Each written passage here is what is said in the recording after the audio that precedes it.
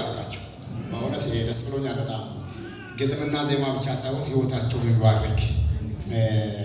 የጎሮሮ ስጦታ ብቻ ሳይሆን ህይወታቸው ለብዙዎች መለወጥ ለብዙዎች መባረክ ምክንያት ሆነ።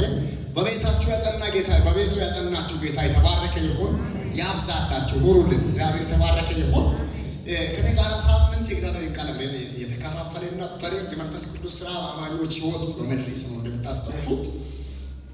መንፈስ ቅዱስ በእኛ ህይወት በአማኞች ባልዳኑት ሰው በዳኑት በእኛ ህይወት የሚሰራውን ስራ ለማየት ሞክረን የመጀመሪያው ከዳንነት አንፃር ምን ይሰራል ብሎ ነገር አየን። ከዳንነት አንፃር መንፈስ ቅዱስ አንደኛ ልደትን ይሰጣል። ዳግም ልደት የሚባለው ክስተት የመንፈስ ቅዱስ ስራ እንደሆነ አየን ማለት ነው። ሁለተኛ ከዳንን በኋላ የእግዚአብሔር ልጆች መሆናችንን በተለይ ሮሜ 8:16 ላይ ያ መንፈስ ከመንፈሳችን ጋር እንዳለና ይመሰክራል እና የመንፈስ ምስክርነት አለ። ልጅነታችንን የእግዚአብሔር ልጆች መሆናችንን መንፈስ ቅዱስ በውስጣችን ሆኖ ምስክርነት ይሰጣል። መለኮታዊ ምስክርነት አለን። እኛ የእግዚአብሔር ልጆች ነን። ክብር ለኢየሱስ ይሁን። የቁጣ ልጆች ነበርን፣ የጥፋት ልጆች ነበርን። ክርስቶስ ኢየሱስ በፈጸመው ገድል እርሱ በሰራው ታላቅ ስራ ከቁጣ ልጅነት ወደ እግዚአብሔር ልጅነት ተሸጋግረናል። እኛ የእግዚአብሔር ልጆች ነን። ክብር ለኢየሱስ ይሁን። አንድ እሱ ነው። ሶስተኛው መንፈስ ቅዱስ አማኞቹን ያትማል። ለቤዛ ቀን የታተማችሁበት ይላል እና ኤፌሶን ምዕራፍ 1 ከቁጥር 13 እስከ 14 እንዲሁም ምዕራፍ 4 ቁጥር 30 ላይ ለቤዛ ቀን እንደታተመን ያትመናልና ይሄ ማህተም ምልክት ወይንም ደግሞ አገልግሎቱ ምንድነው ብሎ ነገር የአንድ ነገር ህጋዊ መሆኑን አንዱ ከአንዱ የሚለይና ባለቤትነትን የሚያረጋግጥ መሆኑን አይን። ስለዚህ መንፈስ ቅዱስ በዳንነታችን ውስጥ ዳግም ልደትን ያከናውናል። ልጆች መሆናችንን የእግዚአብሔር ልጆች መሆናችንን ይመሰክራል። ደግሞ ለቤዛ ቀን ያትመናል ብለናል። ከዳንነት አንፃር ነው። እንደገና ደግሞ ክርስትናን ከመኖር አንፃር ደግሞ ይቀድሰናል ብለናል። የሥጋ ብልቶቻችንን ወይንም ነው የሥጋ ፈቃዳችንን እንድንገድል አቅም ይሰጠናል ብለናል። ያድሰናል ወይንም ደግሞ ሁለተኛ ቆሮንቶስ ምዕራፍ 3 ቁጥር 17-18 ላይ የጌታን ፊት እንደ መስታወት እያየን ከክብር ወደ ክብር እንለወጣለን አይደል ነው። ስለዚህ ምን እንለወጥበትና ጌታን ለመምሰል ወደ ጌታን መምሰል ምናድግበት ነው። ጌታን ምን እንጠብቅበት ነውና ሙሽራይቱን ለሙሽራ የሚያዘጋጅ ነው መንፈስ ቅዱስ። ሙሽራይቱን ለሚኩላት የሚያዘጋጃት የሚያስውባት ጌታ መንፈስ ቅዱስ እንደሆነ አይተናል። በዚህ ነው የጨረስነው። ሌላው መንፈስ ቅዱስ ይመራናል የሚለው ነው መጨረሻ ላይ ያየነው። መንፈስ ቅዱስ አማኞችን ይመራል። የእግዚአብሔር ልጆች የሆኑት እነሱ በእግዚአብሔር መንፈስ ይመራሉ የሚለው ነው ያየነው። ዛሬ ሶስተኛው ሐሳብ ማለት አንደኛ ከዳንነት አንፃር፣ ሁለተኛ ክርስትናን ከመኖር አንፃር ወይንም እኛን ከመስራት አንፃር፣ ሶስተኛ ደግሞ በእኛ ከመስራት አንፃር ነው። ስለዚህ ያድነናል፣ ይሰራናል፣ ይሰራብናል ብል በጣም ትንሽ ቀለል የሚያደርገው መሰለኛል ነገርና ይሰራብናል በብለው ላይ ነው። ከእግዚአብሔር መንግስት አንፃር አገልግሎት የሚባለው ነገር ከዳንን በኋላ የእግዚአብሔር ልጆች መሆናችን ከተረጋገጠ በኋላ ጌታ መንፈስ ቅዱስ በምድር ላይ የመንግስቱን ስራ ስንሰራ በእኛ የሚሰራውን ስራ ነው የምናየው። ዛሬ ባላስቸግራችሁ ቆም እንበልና የእግዚአብሔርን ቃል አንብበን የእግዚአብሔርን ቃል ወደ መማር እናልፋለን ማለት ነው። ለመነሻ ያክል ዘካርያስ ምዕራፍ 4 ቁጥር 6 ላይ እንደዚህ ይላል፣ በመንፈሴ እንጂ በኃይልና በብርታት አይደለም ይላል የሰራዊት ጌታ እግዚአብሔር። በዘመናት መካከል ታላቅና ብርቱ ኃያል አምላክ በነገር ሁሉ እናመሰግንሃለን። ላደረክልንና ለሆንክልን ሁሉ ክብር፣ ውዳሴ፣ አምልኮ፣ መፈራት ለስምህ ይሁን። ስለ ቸርነቴ ተመስገን፣ ስለ ምሕረቴ ተመስገን፣ ስለ ማዳኔ ክብር ለታላቁ ስምህ ይሁን። ትናንትን አልፈን ዛሬን ባንተ አየን፣ እናመሰግንሃለን። ስምህ ብሩክ ይሁን። በመካከላችን ስላለ ክብር ይሁንልን። አሁንም ያንተ ታላቅ እጅ በመካከላችን ይንቀሳቀስ። ይህ ቀን የሙላት ቀን ይሁንልን። ይህ ቀን ዳግም የመነካት ቀን ይሁንልን። ይህ ቀን ዳግም የመዳሰስ ቀን ይሁንልን። የመንፈስ እሳት በእያንዳንዳችን ላይ እንዲመጣ እጸልያለሁ። ያ ደካማን ብርቱ የሚያደርግ አቅም የሌለውን እግዚአብሔር አምላክ ብቁ የሚያደርግ የመንፈስ እሳት በእያንዳንዳችን ላይ ዳግም እንዲመጣ በጌታ በኢየሱስ ስም እጸልያለሁ። ዳግም መነካት ይሆንልን፣ ዳግም መሞላት ይሆንልን፣ ዳግም መዳሰስ ይሆንልን። የክብር እሳት በእያንዳንዳ በእያንዳንዳችን ላይ እንዲመጣ ጸልያለሁ። በጌታ በኢየሱስም የመንፈስ እሳት በልባችን ውስጥ እንደገና ይለኮስ። ዳግመኛ ሎክሰን፣ ዳግመኛ ዳሰን፣ ዳግመኛ ንካን። የትኛውም ጫና፣ አዝም፣ ድንዛዜ፣ ተጽዕኖ ሁሉ በጌታ በኢየሱስ ክርስቶስም የተገፈፈ ይሆን። በሁሉ ክብር ለስም ይሆን በጌታችን በኢየሱስ ክርስቶስ ስም። ጌታ ይባርካችሁ። አረፍ እንላለን።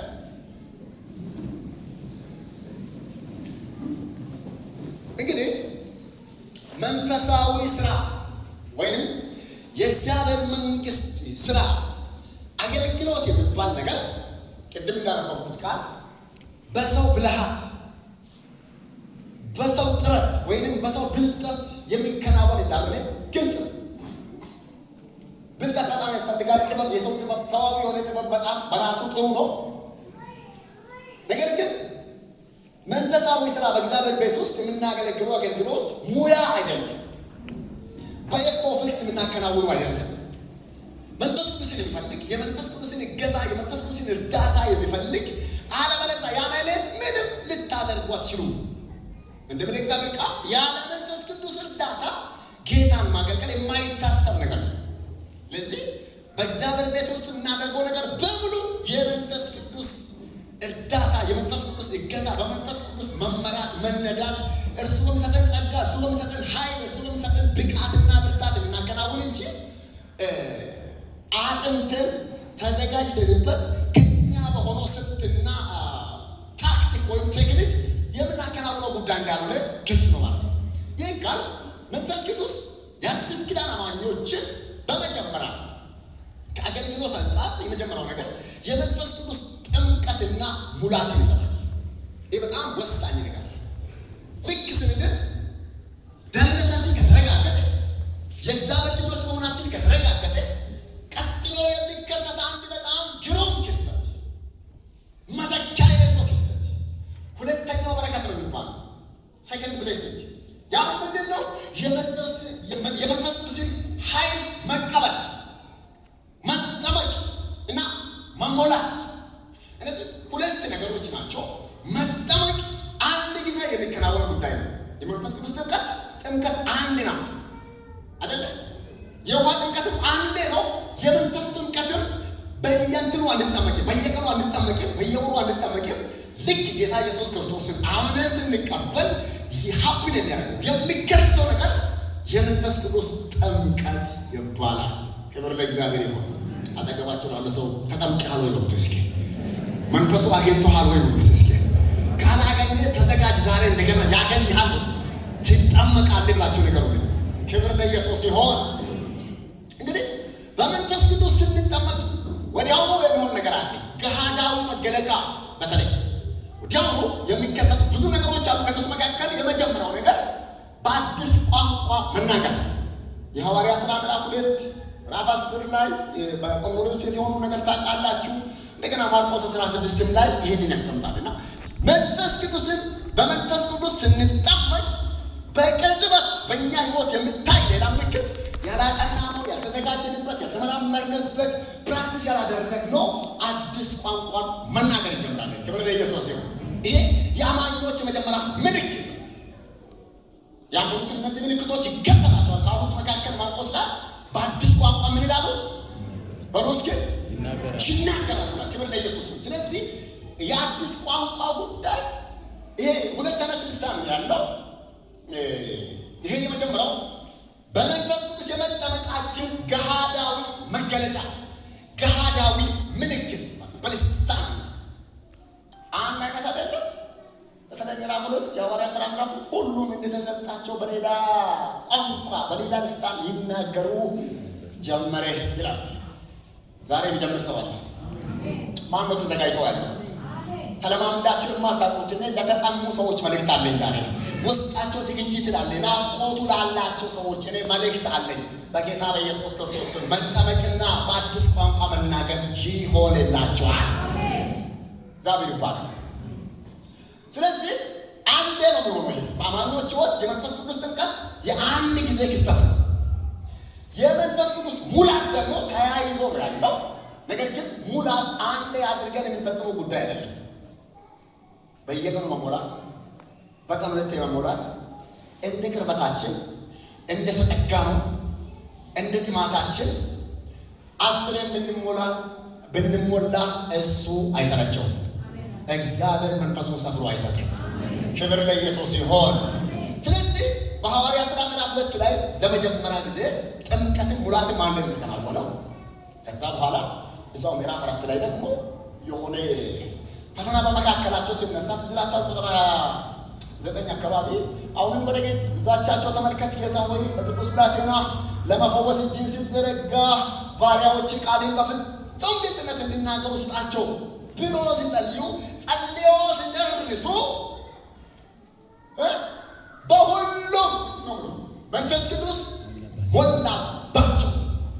ክብር ለጌታ ይሁን። በተለይ የሐዋርያ ሥራን ስናጠና እኔ በጣም ደስ ብለኝ ጉባኤው የሚበተነው ከሙላት በኋላ ነው። የአዲስ ኪዳኑ ጉባኤ የሙላት ጉባኤ ነው። የመንፈስ ቅዱስ ሙላት። እግዚአብሔር ይህንን ወግ ይመልስልን። አሜን ትላላችሁ? የሆነ ነገር ጀምሮ መጨረስ፣ የሆነ ነገር ኦርደሩን ጠብቆ እንዲህ 1 2 3 ተብሎ ተጀምሮ የሚያልቅ ብቻ ሳይሆን ተሞልቶ ሙላት ይሆንልን። እንደገና መሞላት ይሆንልን። ስለዚህ መንፈስ ቅዱስ የመንፈስ ቅዱስ ጥምቀትና የመንፈስ ቅዱስ ሙላት ለአገልግሎት ጅማሬ ነው የሚሆነው። ያለዚያ አይሆንም። ያለ መንፈስ ቅዱስ ሙላት እና ጥምቀት የሚሆን ነገር አይደለም። አገልግሎት የሚባለው ነገር እዚህ ጠዋት መሞላት፣ ማታ መሞላት፣ ሁሌ መሞላት፣ ዛሬ ሙላት፣ ነገ ሙላት፣ መሞላት ይሆንልን። ሐዋርያው ጳውሎስ በኤፌሶን መልእክት ምዕራፍ 5 ከቁጥር 15 ጀምሮ በተለይ 17 አካባቢ ምንድነው ብሎ ቀኖች ክፉዎች ናቸውና ዘመኑን ዋጁ ይልና ጉዳችሁ ፈላ አይደለም በመንፈስ ተሞሉ ነው። ለቀኑ ክፋት መድኃኒቱ ሙላት። እስኪ እጃችሁን አንሱና ሙላት ብሉ ባካችሁ። እንደገና ሙላት ብሉ ባካችሁ። በጌታ በኢየሱስ ስም ዳግም ሙላት ይሆንላችሁ። ልክ እንደ ስልኮቻችን መጀመሪያ ስንገዛ ኢንስትራክሽን አለ። ለ3 ሰዓት ተጠቅመናል። ሲም ካርድ ሳትጨምርበት አፕሊኬሽኑን ሳትጭን ምንም አይነት አገልግሎት ሳይጀምር በመጀመሪያ 3 ሰዓት ቻርጅ አድርጎ ይባላል። እሱ እንደ ጥምቀት ነው። ከዛስ በዛ ብቻ ነው ያበቃ አይደለም።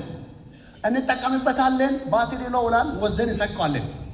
አንዴ በሰካነው እድሜ ልክ እንጠቀምበትም። በየጊዜው ይፈልጋል። አጠገባችሁ ላለው ሰው ብትሰካ ነው የሚሻለው፣ ከመንፈስ ቅዱስ ጋር ብትነካካ ነው የሚሻለው በሉት። ብትሞላ ነው የሚሻለው በሉት። ሃሌሉያ። መኪናን የሚነዱ ሰዎች ደግሞ እኔ ገና አልደረስኩበትም፣ አምናለሁ በቅርብ ይደርስበታለሁ። ክብር ለኢየሱስ። አቤት። አዎ የሚነዱ ሰዎች ርቀታቸው የሚወሰነው ወደ ማዲያ ጎራይኑና በመስኮት ስንት ላድርጎ ይላል እና ጋሼ ጋር ጋቢና ሆነን አይተናል። ስንት ላድርጎ ስል እዛች ደረስ አድርጎ ለመምጣት ከሆነ ጣባ አድርግበት ብሎ አገር አታቋርጥም ብራዘር። እና ከከተማ ወጣ ያሉ ሰዎች ደስ የሚል ቋንቋ ነው የሚጠቀሙ። ፉል አድርጎ ይላል። አጠገባችሁ ላሉ ሰው ፉል ብታረግ ነው የሚሻለው በልባካቸው። ዘመኑ ሙላት ይጠይቃል በልባካቸው። በብልሃት አይደለም፣ በስልት አይደለም፣ በጥበብ አይደለም፣ በሆነ ነገር አይደለም። የዘመኑን ክፋት ደፍጥጠን የምናልፈው በሙላት ነው። ቶቻችሁን አንሱና ሙላት በሉ ባካቸው። በጌታ በኢየሱስም ዳግም ሙላት ይሆንልን። ትንሽ ነው ተፍ አይልም። አንዴ ነው ተሞላት። የሆነ ጊዜ ተሞላ ይላልና ብዙ እኮ የተንተፋተፈ ነው። ተፍተፍተፍተፍና በግፊያ በየመንደሩ ከተሞላ ወዳጄ ገፊ አይሆንም። በየቦታ በየመንደሩ የሆነ ቦታ የቆመና የሚገፋ መኪና ታውቃላችሁ። ምን ሆኖ ሲባል እስከ ማዲያ ድረስ አድርሱኝ እንደምንም ብላችሁ የተገፋ አጠገባቸው ነው። ያንተ ነገር ምን ይመስላል ብሎ እየተገፋ ነው ወይስ በሙላት እየተራመድክ ነው ብሎ ባካው። እየተገፋ ከሆንክ እንደገና ሙላት ያስፈልጋል ብሎ ያዘርጉና ተሞላ ብሎ በጌታ በኢየሱስ ሙላት ይሆንልን። ማስገምገም ከዚህ ያወጣል ሙላት። የተሞላ ሰው ምን እናገራለሁ አይልም። የትም እናገራለሁ። ተናግሮ አያልቅበት፣ ዘምሮ አያልቅበት፣ ጸልዮ አያልቅበት። ይታወቃል። ምን ነው በወረደልኝ አይባልም። ምን ነው በቀጠለ ነው የሚባለው። አገልግሎትን የሚያጣፍጥ አገልግሎትን ለአገልግሎት ውበት የሚሰጥ ለሰማያት ለቃላት ውበትን የሰጣ ያ እሱ ነው። ለንግግራችን ውበት እሱ ነው። ጉልበታችን እሱ ነው። ብቃታችን እሱ ነው። ዛሬ ዳግም መሞላት ይሆንልን። ኢየሱስ ጌታ ነው። ይሄ ነው የመጀመሪያው። ሁለተኛው ከተጠመቅንና ከተሞላን በኋላ መንፈስ ቅዱስ ቀጥሎ በእኛ ህይወት የሚያደርገው ነገር የቃሉን ፍቺ ያበራልናል። የቃሉን መገለጥ ይሰጣል። አንደርስታንዲንጋችንን ያሰፋል። በቃ ይሄ ደግሜ ብታገላብጠውን ያለ መንፈስ ቅዱስ እርዳታ ማትረዳ ነገር ብኖር የእግዚአብሔር ቃል በአይምሮ በስጋ በብት ለዚህ እኮ ነው እኮ በጣም ብዙ ተቃዋሚዎቻችን ወደረኞቻችን 20 ጊዜ አጥንቶ ያለ እውነት ጋር ያልደረሱት የመንፈስ ቅዱስ እርዳታ ስለሌለ ነው። ስለዚህ ያ ኢትዮጵያዊ ጃንደረባ ፊልጶስ ያገኘው ምታነበውን ታስተውላለህ ያለው ማንበብ በራሱ በቂ አይደለም። መንፈስ ቅዱስ ማስተዋልን ካልሰጠ መንፈስ ቅዱስ የቃሉን ማስተዋል ይሰጣል። የቃሉን ፍቺ ያበራልናል። በቃ ትርትር ሃሌሉያ ሲገለጥ ይመስላል። እግዚአብሔር ቃል በጌታ በኢየሱስም ሰማይ ይከፈትላችሁ፣ ቃሉ ይገለጥላችሁ። እያገላበጠን መገለጥ ከሌለ እያገላበጠን የሆነ ነገር ከዛ ውስጥ ካልበራልን ፍቹ ካልበራልን ምንም በቃ አስቸጋሪ ነገር ነው የሚሆነው። አስቸጋሪ ነገር ነው የሚሆነው። አንድ ሁለት ጥቅሶችን ላንብብ ከዚህ ጋር ተያይዞ አንደኛ ቆሮንቶስ ምዕራፍ 2 ቁጥር 4 እና 5 ዛሬ ጌችን አላስቸገርም። እኔ ተዘጋጅቼ ነው መጣ። ኢየሱስ ጌታ ነው። ሁሌ ሰው ማስቸገር ጥሩ አይደለም። እንዲህ ይላል እምነታችሁም በእግዚአብሔር ኃይል እንጂ በሰው ጥበብ እንዳይሆን ቃልም ስብከትም መንፈስንና ኃይልን በመግለጥ ነበር እንጂ በሚያባብል በጥበብ ቃል አልነበረም። አሜን። አንደኛ ተሰሎንቄ 1:5 ደግሞ እንዲህ ይላል ወንጌላችን በኃይልና በመንፈስ ቅዱስ በብዙ መረዳትም እንጂ በቃል ብቻ ወደ እናንተ አልመጣምና ይላል። ለጌታ ክብር ይሁን። እዚህ ጋር ልብ ማለት ያለብን መንፈስ ቅዱስ አንደኛ ስናነበው፣ በነገራችን ላይ ስናነበው ነው የሚበራልን እንጂ ሸፍነን ቁጭ አድርገን አይበራልንም። አጠገባችሁ ላሉ ሰው ስታነበው ነው የሚበራልህ ብሉት። መንፈስ ቅዱስ አያነብልህም፣ ያነበብከው ነው የሚያበራልህ ብላችሁ ነው። አሁን የኛ ድርሻ አለ፣ የመንፈስ ቅዱስ ድርሻ አለ። ስናነበው ጊዜያችንን ስንሰጥ ዲቮትድ ሆነን ሌላውን ነገር ዲስኮኔክት አድርገን በቃ ለመማር ዝግጁ ሆነን በፊቱ ቁጭ ስንል ወገግ ያደርግልናል፣ ያበራልናል። አረ በጌታ በኢየሱስም ይብራላችሁ። አንድ ይሄን ነው የሚያደርገው፣ ያበራልናል፣ ይገልጥልናል ቃሉ። ሁለተኛ የተገለጠልንን ቃል የምንገልጥበትን ኃይል ይሰጠናል። ተገልጦልህ ካልገለጥ መግለጥ ካልቻልክ ምንም ትርጉም ኦፍ ኮርስ ለራስህ ልትጠቀም ትችላለህ። ሌላውን አገልግሎት ደግሞ ሌላውን ነው አይደለም የምናገለግለው፣ ሌላውን ነው አይደለም የምናንጸው። የጸጋ ስጦታ የሚሰጠን ለሌላው ስለሆነ ሌላው ጋር መድረስ የምትችለው መንፈስ ቅዱስ ያበራልህን የገለጠልህን መግለጥ ሃሌሉያ ድፍረትን ይሰጣል፣ ጥበብን ይሰጣል፣ ቦልድ ያደርገናል። ክብር ለኢየሱስ ይሁን። የነ ጴጥሮስ የሐዋርያ ሥራ ማጥናት በቂ ነው። በቃ ለዚህ ነገር ምንም እዚህ ግባ የማይባሉ ሰዎች ሲሽለኮለኩ የነበሩ ሰዎች ምዕራፍ 2 ላይ ያገኛቸው ዕለት ጌታ መንፈስ ቅዱስ በምዕራፍ 2 ላይ የወረደባቸው ዕለት ብድግ አለ ጴጥሮስን መንፈስ ቅዱስን ተሞልቶ በመካከላቸው ቆመ ይላል። ዝም ብሎ ጸልዮና ተዘጋጅቶ ጌታ ዛሬ ያስተምረናል ይናገረኛል ብሎ የመጡ ሰዎች ፊት አይደለም የሚቆሙ።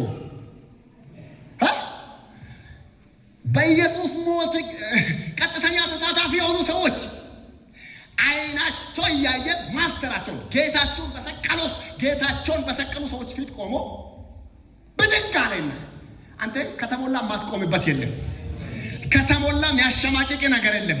ድፍረታችን ነው መንፈስ ቅዱስ፣ ጉልበታችን ነው መንፈስ ቅዱስ፣ ኃይላችን ነው መንፈስ ቅዱስ። እጆቻችሁን አንሱና መንፈስ ቅዱስ ወልባካችሁ ዛሬም ታስፈልገኛለህ ብሎ እስኪ እንደገና መንፈስ ቅዱስ ወልባካችሁ ዛሬ ይፈልግሃል።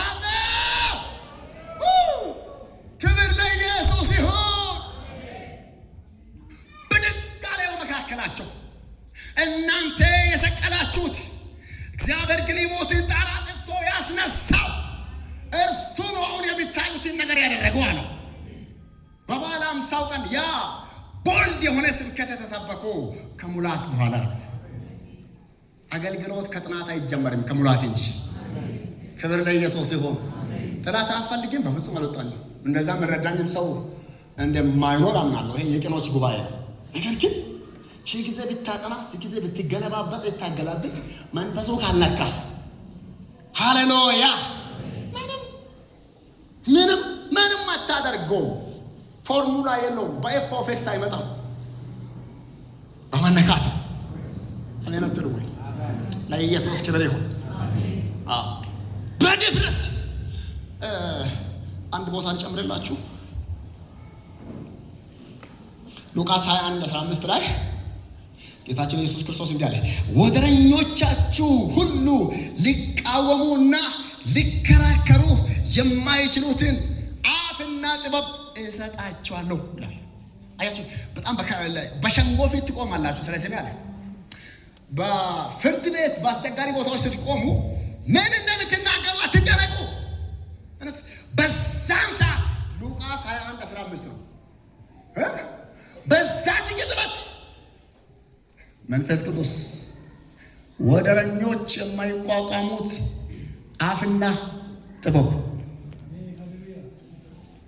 አፍና ምን ጥበብ፣ ይሄ ተቃዋሚን ጸጥ የሚያደርግ ይሄ ተከራካሪዎችን ማይቋቋሙትና ማይከራከሩት ነው ብሎ ጸጥ የሚያደርግ ክብር ለጌታ ይሆን። እኔ ማታ ከዚህ ጋር ተያይዞ እንደው በጸሎቴ ሰዓት የእስጢፋኖስን ስቶሪ ያየው ነበር። ምን ጉድ ነው አንተ! ሲመርጡ ፎርሙላቸው በጣም ደስ ይላል። ጥበብና መንፈስ የሞላባቸውም ብሎ ነው የመረጡ። ዲያቆናትን ሲመርጡ አመራረጣቸው በጣም ደስ ይላል። መንፈስ የሞላባቸው ነው የመረጡ። ከዛ ከተለያየ አካባቢ አንዱን ሰው ለመቋቋም መጡ ይላል። ለመከራከር ነው መጡ። በቃ እንቋቋማለን ነው ቻሌንጅ ለማድረግ ልክ እንደኛ ዘመኑ እስኪ ይዋጣልን አይነት ነገር፣ እስኪ ተከራክረን አፉን እናዘጋ አይነት ነገር አመጣጣቸው። ከዛ ይናገርበት የነበረውን ጥበብና መንፈስ ይቋቋሙ ዘንድ አልቻሉም። ይሄ ነው መንፈስ ቅዱስ። ይሄን ነው የሚሰራ በአዲስ ኪዳን አገልጋዮች፣ ይሄን ነው የሚሰራ በአዲስ ኪዳን አማኞች ዘመን። እግዚአብሔር ይሄን ክብር እንደገና ያምጣልን። እግዚአብሔር እንደገና ይሄን እሳት እንደገና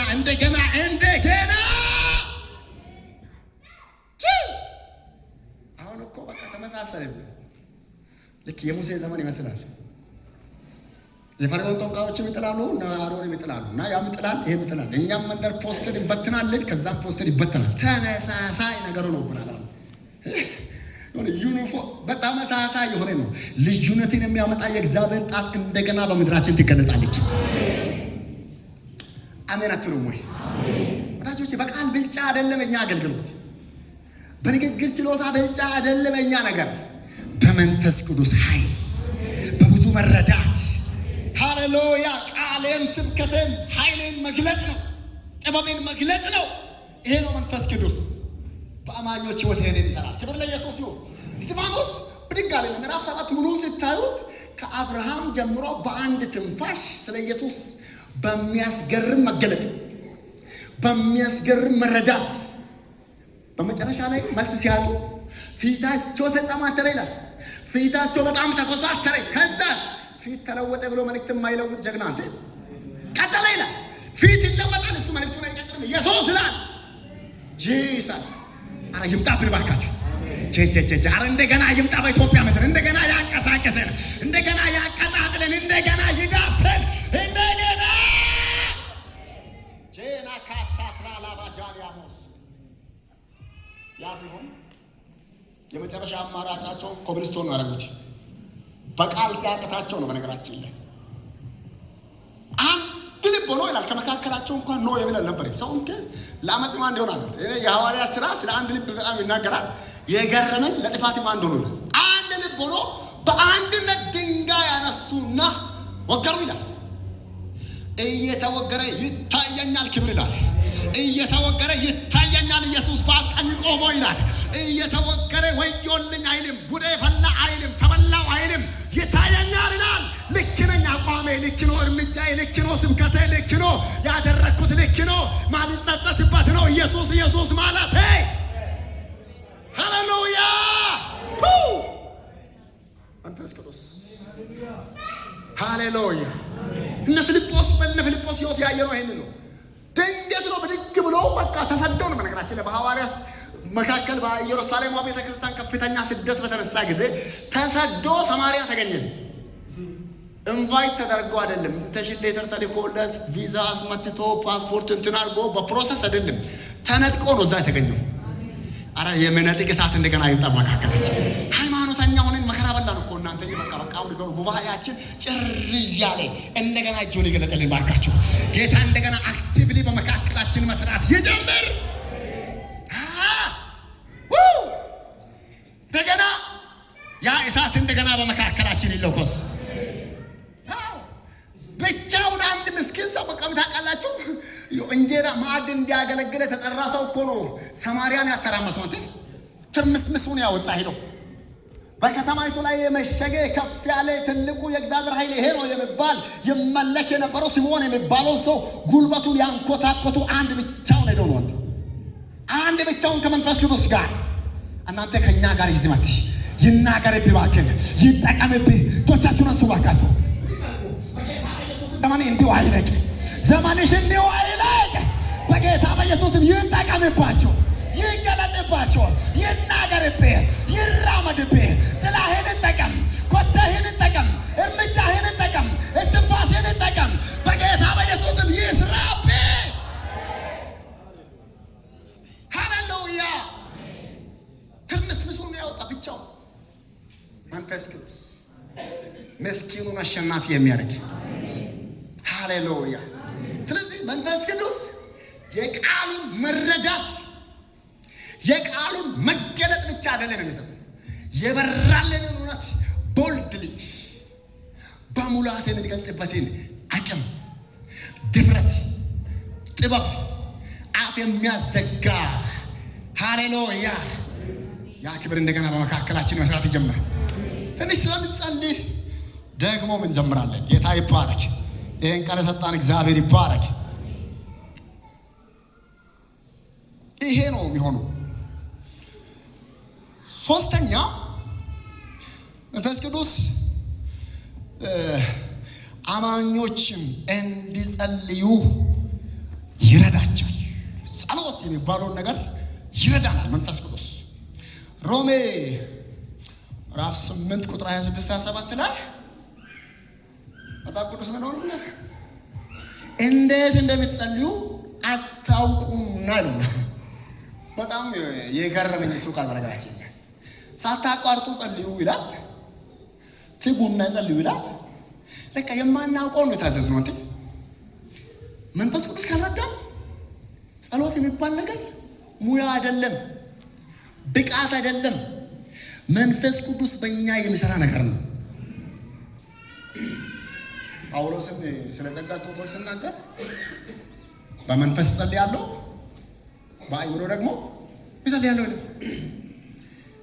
ጸሎት አንዱ ከእግዚአብሔር ጋር ህብረት የምናደርገው። እርግጠኛ ነኝ በዚህ ርዕስ ልንገናኝ እንችላለን ብዬ አስባለሁ። በዚህ ዓመት በአንድ በሌላ ይኸውላችሁ ከእግዚአብሔር ጋር የምናደርገው ፌሎሺፕ ወይም ህብረት ነው። ስለዚህ ጸሎትን ውጤታማ ከሚያደርገው ነገር አንዱ እንደ እግዚአብሔር ፈቃድ መጸለይ ነው። እንደ እግዚአብሔር ፈቃድ ለመጸለይ ደግሞ ፈቃዱን የምናውቀው በመንፈስ ቅዱስ ነው። ያለ መንፈስ ቅዱስ የእግዚአብሔርን ፈቃድ ማወቅ አይቻልም። አለበለዚያ ጸሎት ተራራን መግፋት ይሆናል። ተንበርክኬ ማዛጋት፣ ተንበርክኬ መተኛት፣ ተንበርክኬ ማንቀላፋት ኃይል በውስጥ ከሌለ መንፈሱ እየነዳ እየመራ እያንቀሳቀሰ ካልሆነ በስጋ ማንችለው ነገር ቢኖር ጸሎት በስጋ እንዲሁ ተነስተን በቃ ስለታወጀ ጥሩ ነው። በነገራችን ላይ በአዋጅ መጸለይ፣ በአዋጅ ጾም፣ ጸሎት መታወጅ ጥሩ ነው። ቀንበር ይሆንብሃል መንፈስ ቅዱስ በውስጥ ሆኖ ካልረዳ፣ ዳገት ይሆንብሃል። መንፈስ ቅዱስ የጸሎትን እንቅስቃሴ የጸሎትን የምናደርገውን ጸሎታችን ውጤታማ ያደርጋል፣ ይረዳናል።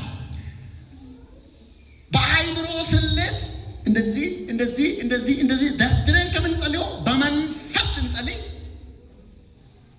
አንደኛ የእግዚአብሔርን ፈቃድ ነው። ሁለተኛ ስለ አማኞች ሁሉ ነው፣ ስለ ቅዱሳን ሁሉ ነው። እኛ በአይምሮ የምንጸልየው በእኛ ዙሪያ መዓት ነው እኮ ሳንጨርሰው፣ የእኛን ነገር ሳንጨርሰው ሰዓቱ ያልቃል። መዓት ነገር ነው ያለ፣ መዓት ጉድል ነው ያለ፣ መዓት ሸለቆ አለ፣ የራሳችን መዓት ነገር አለ። በመንፈስ ስንጸልይ ግን ነጥቆ ፈቃዱን ያጸልያል፣ ነጥቆ ፈቃዱን ያጸልያል። አንድ ጊዜ የዛሬ 13 ዓመት አካባቢ ነው የወንጌል ስርጭት ቲም ውስጥ አብረን የምናገለግል አንድ እህት አለች እና ብዙውን ጊዜ ጌታ ምሕረት አድርጎልኝ ሌሊት ነው የምጸልየው። እኔ 8 ሰዓት በኋላ ነው ለጸሎት የምነሳው። ጌታ ይረዳኝ፣ ጌታ ራርቶልኝ ተነሳው የጸለይኩ ስለ አንድ እህት በእንዳ ወንጌል ስርጭት ከኛ ጋር የምታገለግል እህት ብዙ ትባላለች። አሁን ልጅ በቃ ሌላ ነገር መጸለይ አልቻልኩ። ዝም ብዬ ስለ እሷ ሲጸልይ በሳ ጉዳይ ጨረስኩ ነገሩ። ቶሚሮና ነው ብዬ ጠዋት ስደውል ያን ሰዓት ለካ ነፍሰ ጡር ነበረች። ሆስፒታል ናት፣ በዛን ሰዓት በምጥ ውስጥ ናት እና በሰላም ወለደች። ወገኖች በመንፈሱ ስንሞላ ወሳኝ ጉዳይ ላይ ያስቃትታል። በጣም አንገብጋቢ በሆነ ጉዳይ ላይ ጣልቃ እንድትገባ ያደርግሃል። ክብር ለኢየሱስ ይሁን። እጆቻችሁን አንሱና መንፈስ ቅዱስ በሉ ባካችሁ፣ ዛሬም ታስፈልገኛለህ በሉ ባካችሁ። እስኪ መንፈስ ቅዱስ በሉ ባካችሁ፣ እፈልግሃለሁ ብላችሁ ነው። ሃሌሉያ። ስለዚህ ውጤት ኤፌክቲቭ የሆነ ጸሎት እንድንጸልይ የመንፈስ ቅዱስ እርዳታ የግድ ነው። ያለ መንፈስ ቅዱስ እርዳታ አይሆንም ጸሎት የሚባለው ነገር። ሳታቋርጥ ጸልይ፣ ትጉና ጸልዩ። ይህ ሁሉ መንፈስ ቅዱስ ሲረዳን፣ ሲያንቀሳቅሰን፣ ሲያቀጣጥለን ነው። አራተኛውና የመጨረሻውን ልናገርና እንጸልያለን። መንፈስ ቅዱስ በአማኞች ሕይወት የሚያደርጉ አራተኛ ልዩ ልዩ የጸጋ ስጦታዎችን ያድላል፣ የጸጋ ስጦታዎችን ይሰጣል መንፈስ ቅዱስ። አንደኛ ቆሮንቶስ ምዕራፍ 12 ከቁጥር 4 እስከ ጌች ላስቸግር እሷ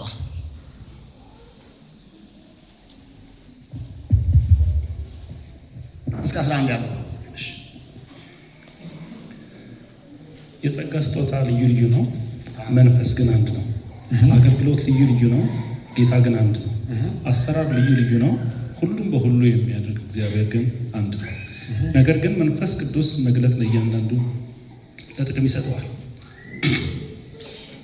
ለአንዱ ጥበብን መናገር በመንፈስ ይሰጠዋል፣ ለአንዱም በዚያው መንፈስ እውቀትን መናገር ይሰጠዋል፣ ለአንዱም በዚያው መንፈስ እምነትን፣ ለአንዱም በአንዱ መንፈስ የመፈወስ ስጦታን፣ ለአንዱም ተአምራት ማድረግን፣ ለአንዱም ትንቢት መናገርን፣ ለአንዱም መናፍስትን መለየትን፣ ለአንዱም በልዩ አይነት ልሳን መናገርን፣ ለአንዱም በልሳን የተነገረውን መተርጎምን ይሰጠዋል።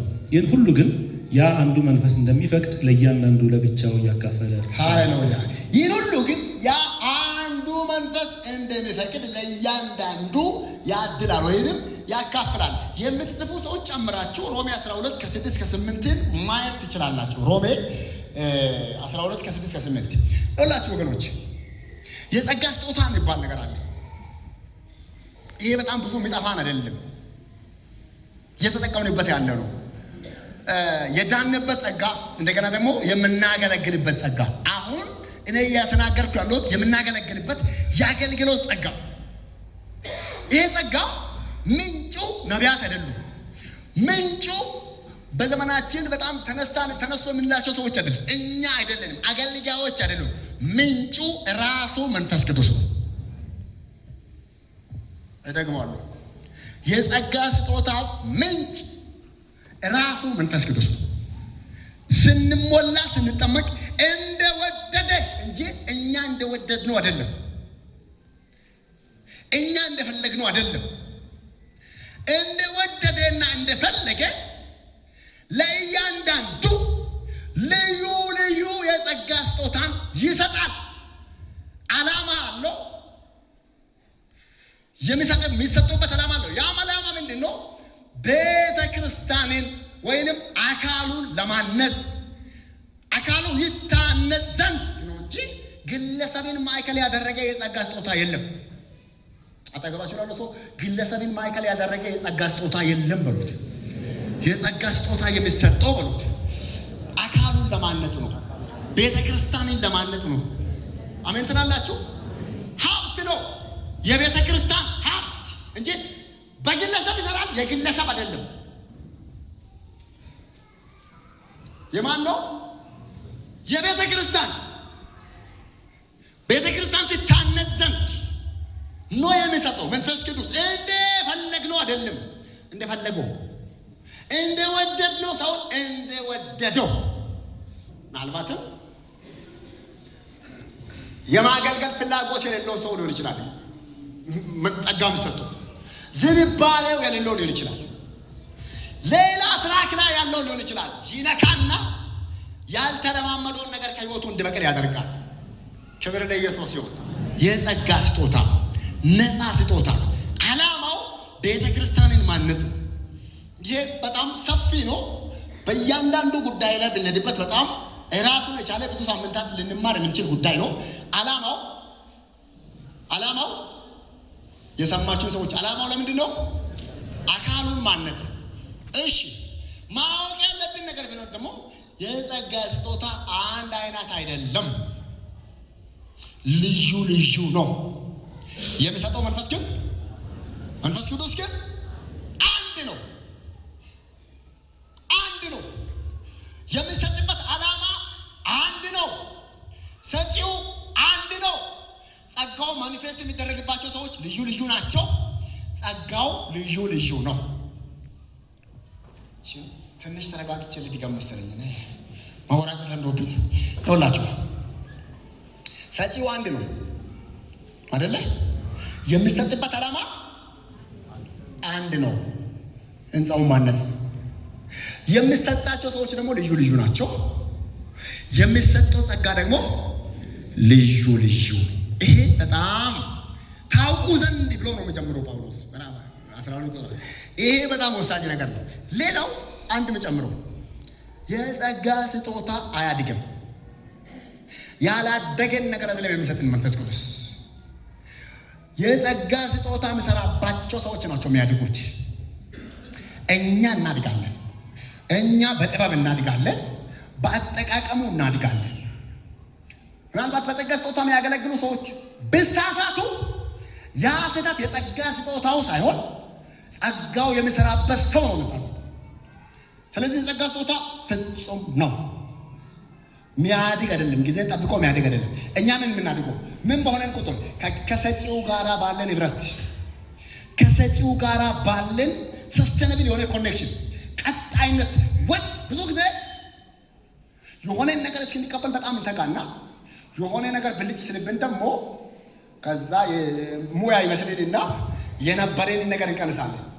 ያንን ትጋት እናቆማለን። ከቃሉ ጋር ያለንን ነገር እንቀንሳለን። ለጸሎት ያለንን ነገር ስንቀንስ እግዚአብሔር በጸጋ ስጦታ አይጸጸትም። የጸጋ ስጦታ ግን ቦልድሊ ቀጣይነት ባለው መንገድ የሚሰራው ከሱ ጋር ከሰጪው ጋር ባለን ህብረት ልክ ነው። ክብር ለኢየሱስ ይሁን። አንዴ ተቀብያለሁ ብለን ከሆነ መንደር አሰፍተን ያመጣው እንትን አይደለም። ከሰጪው ጋራ ባለው ኮኔክሽን ልክ ነው ቦልድነሱ። በእኛ ህይወት ፈርታይል ነው። በጣም ፋፍቶ የሚሰራው ጸጋው ከሱ ጋር ባለን ህብረት ልክ ነው። ከሱ ጋር ባለን ግንኙነት ልክ ነው። ለእግዚአብሔር ክብር ይሁን። መንፈስ ቅዱስ በአማኞች ህይወት ሙላትና ጥምቀትን ያካሂዳል። አሜን። ሙላትና ጥምቀትን ያካሂዳል። ሁለተኛ የቃሉን ጥበብና መገለጥ መረዳት ይሰጣል። እሱን አይተናል። ሶስተኛ እንድንጸልይ በአግባቡ መጸለይ እንደሚገባ እንድንጸልይ ይረዳናል። አራተኛ ልዩ ልዩ የጸጋ ስጦታዎች ወይንም ደግሞ የመንፈስ ቅዱስ ስጦታዎችን ይሰጣል። ክብር ለጌታ ይሁን።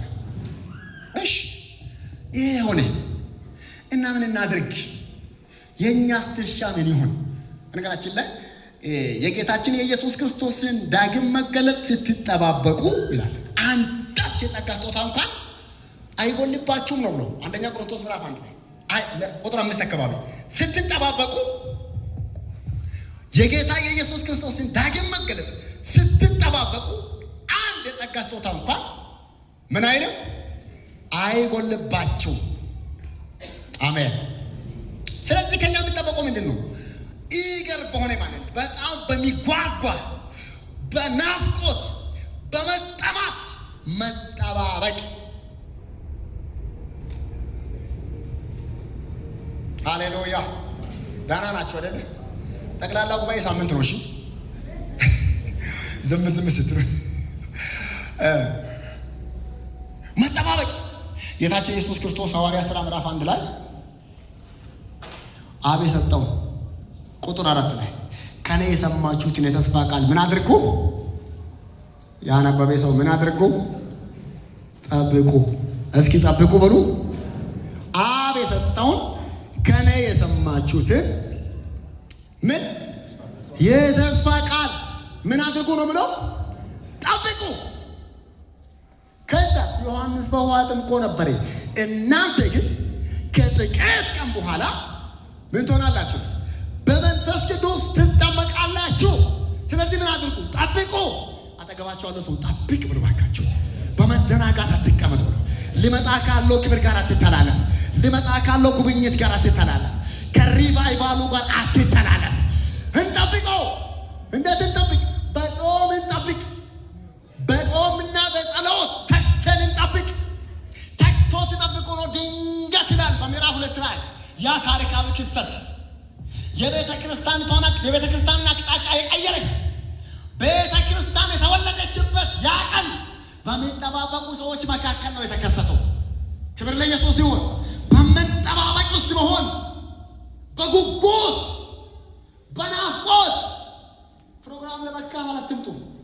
በናፍቆት ነው፣ ለመነካት ነው። ሃሌሉያ። ይሄ ቤት የአዲስ ኪዳን አማኞች ህብረት ነው። ይሄ መነካት የተፈቀደበት፣ ፈውስ ያለበት፣ ልዩ ልዩ ምልክቶችና ድንቆች የሚጠበቁበት ቤት ነው። ስለዚህ መጠባበቅ በጣም ወሳኝ ነው። ይህችን ልንገራችሁና ልጸልይ። የዮሐንስ ወንጌል ምዕራፍ 7 ቁጥር 37 ላይ ከበዓሉ በኋለኛው ቀን ይላል ጌታችን ኢየሱስ ክርስቶስ ቆሞ ጮሆ እንዲህ አለ፣ ማንም የተጠማ ቢኖር ወደ እኔ ይምጣና ይጠጣ። መጽሐፍ እንደሚል በእኔ የሚያምን የሕይወት ውሃ ወንዝ ላን ያሳትራ ላባሸለ ቤቴንያ እየጣውሎገን አንቀጥልም፣ እየተፍገመንገመን አንቀጥልም። ወንዝ ይፈልቃል ከመካከላችን፣ ወንዝ ይፈልቃል ከሕይወቴ ውስጥ ወንዝ። ሃሌሉያ። ሰፍሮ አይደለም የሚሰጠው ወንዝ ለብዙ የሚተርፍ ዙሪያውን ሁሉ የሚያረሰርስ መንፈስ ቅዱስ መንፈስ ቅዱስ መንፈስ ቅዱስ የዚህ ቤት ውበት፣ የዚህ ህዝብ ውበት፣ የዚህ ህዝብ ጉልበት ታስፈልገናለች። የተጠማ ቢኖር ነው መጠማት ያስፈልጋል። ሰው የተጠማውን ያክላል። ያነበበውን አይደለም ያክለው፣ ያጠናውን አይደለም ያክለው፣ የተጠማውን ያክላል። የተጠማውን ያክል ነው የሚጠጣ። መጠማት ይሆንላችሁ። እጆቻችሁን ከፍ አድርጉ ቁጭ እንዳላችሁ። በጌታ በኢየሱስ ክርስቶስ እግዚአብሔር መንፈሳዊ ረሃብ ይጨምርብን። የመንፈሱን ረሃብ ይጨምርብን። የመንፈሱን ጥማት ይጨምርብን። የመንፈሱን ጉጉት ይጨምርብን። ኤልሳዕና ኤልያስ በነበሩ ጊዜ አብሮ ኤልያስ ከኤልሳ ሊወሰድ በደረሰ ጊዜ ሩጫውን ሊጨርስ ባለ ጊዜ ይጠብቅ ነበር። ከአንተ ስለሽ አጥብቄ ካየኝ፣ አተኩሬ ካየኝ፣ ፎከስ አድርጌ ካየኝ ይሆንልሃል አለ። ትኩረታችን ዛሬ መንፈስ ቅዱስ ላይ ይሆን። ትኩረታችን መንፈስ ቅዱስ ላይ ይሆን። ትኩረታችን እርሱ ላይ ይሆን። ላሊያ ሞሰን ጸልያለን። ሸደገበጄነሱ ለኔ ገና ሰዓታችን ገና ነው። ጊዜው ጥቂት እንጸልያለን። ስለ መንፈስ ቅዱስ ሙላት እንጸልያለሁ። መነካት ይሆንልናል እንጸልያለን። ከዛም በመጨረሻ ወገኖቻችን በዝማሬ ጌታን ያመልካሉ። ከዛ በፊት ግን ዛሬ ለመጀመሪያ ጊዜ ወደዚህ ጉባኤ የመጣችሁ በጌታችን በኢየሱስ ክርስቶስ ሞትና ትንሣኤ ያላመናችሁ፣ ንስሐ ያልገባችሁ፣ ከእግዚአብሔር ጋር እርቅ ያላደረጋችሁ ከሁሉ አስቀድሜ ለእናንተ ጥሪ ላድርግ። እናንተ ወገኖች የሰው ልጅ ዳግም ካልተወለደ የእግዚአብሔር መንግስት እንደማይወርስ የእግዚአብሔር ቃል ይናገራል። ካላችሁበት እጆቻችሁን አሳዩኝና ልጸልይላችሁ። አላችሁ? እጆቻችሁን አሳዩ። እንግዶች ይሆናችሁ እግረ መንገድ መታችሁ ሊሆን